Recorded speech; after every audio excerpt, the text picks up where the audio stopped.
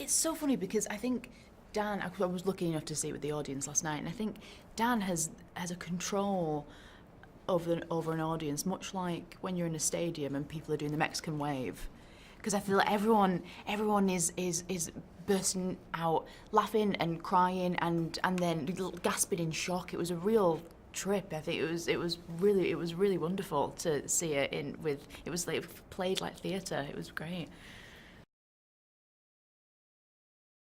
He's uncensored with himself and his own emotional life, and therefore he just knows how to tell the truth about how he reacts to living in life, and shares it on the page, and then has us, enact it and puts it together for a tonic for us all. I think it's that he's incapable of not telling the truth, particularly at a time when truth is not highly regarded, and that he is devoted to telling the truth no matter what the condition, whether it's the greatest joy or sadness or hope or unknown. And I think that is something we're all starving for. I won the DNA jackpot. I got to have you tell that to my children on occasion as well. I had somebody want to talk to her to my wife. Now I need her to talk to my kids. No, I mean, I was saying to Mandy before, I was quite intimidated meeting him for the first time and having him play my grandfather, but he's so lovely and kind and envelops you with his generosity, and it was really fun. We only had one day together, but it was really fun. I wish it had been so much more, but we've got this. Yeah.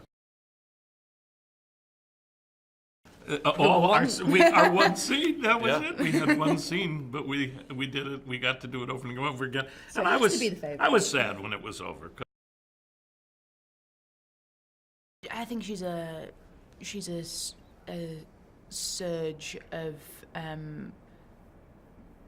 ferocious emotion. I think she is the physical embodiment of everything that's happening in her head, and she's unashamed and she's unapologetic, and it was really fun to play someone like that. You know what I always say when I have friends who've lost someone, I say, I'm sorry for your loss, but now it's our job to live for them as well as our own life. And I think that is what her character in Olivia did for those two glorious parents that she lost, is that she lived extra. And sometimes extra is a little hard for some people to take, and sometimes it's a thank God moment. So I think to take in and live from moment to moment more, and love and appreciate each other and accept that, being earnest and some sincerity is what we need right now.